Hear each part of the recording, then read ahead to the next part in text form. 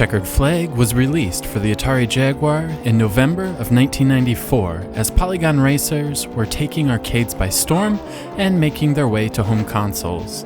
Atari needed to check Polygon Racer off their 64-bit gaming checklist and produced Checkered Flag. Checkered Flag most closely resembles Sega's excellent virtual racing, with its open-wheel racing, closed racetracks, and flat-shaded polygons. Unfortunately, that is where the similarities end. Checkered Flag starts out promising enough, with a clean title screen featuring a polygonal logo and a catchy title track. But once you start a race, that hopeful feeling is lost. The frame rate is awful. It moves with far less grace than virtual racing for the Sega Genesis or even stunt race effects for the Super Nintendo. It's embarrassing for sure, but that's just the tip of the iceberg. The controls are broken. They're not just flawed and unresponsive, they are flat out broken. The longer you hold left or right on the D-pad, the quicker it steers in that direction. If you hold a direction too long, you careen straight into a wall. I'm not talking about a 1-second button press here. The urgency at which your car will find the wall is truly astounding. It's as if no one ever bothered to playtest Checkered Flag. However, the instruction manual clearly lists an entire team of testers. It doesn't take an expert to determine there may be some flaws with the controls. How this got past an entire team? I think the instruction manual is lying.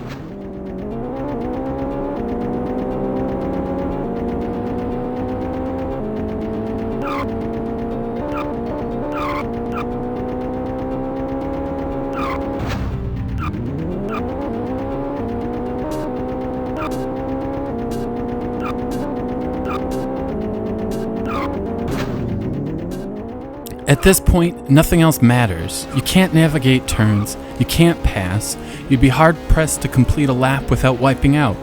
This footage isn't an exaggeration either. I'm legitimately trying my best to master the controls. It's just not possible.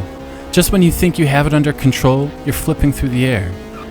Checkered Flag's plunge into Superman 64 territory doesn't stop there either. The soundtrack is awful. The engine sound is lackluster. The AI is pointless, and the track design is uninspired. What happened to that title screen music? Why does the AI stop in the middle of the road?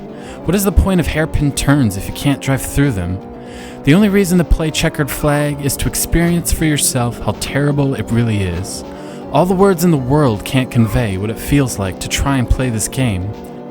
What's remarkable is that this game came from a company called Rebellion, who developed the well-received Alien vs. Predator 1 month earlier. The titles couldn't be more different. There isn't a single redeeming quality about Checkered Flag. Some will try to defend the game. Those people are high, like these people. The game isn't hard or challenging in any meaningful way. It's hard because it's broken. It should never have been released. Its very existence is part of the reason the Jaguar has a bad reputation.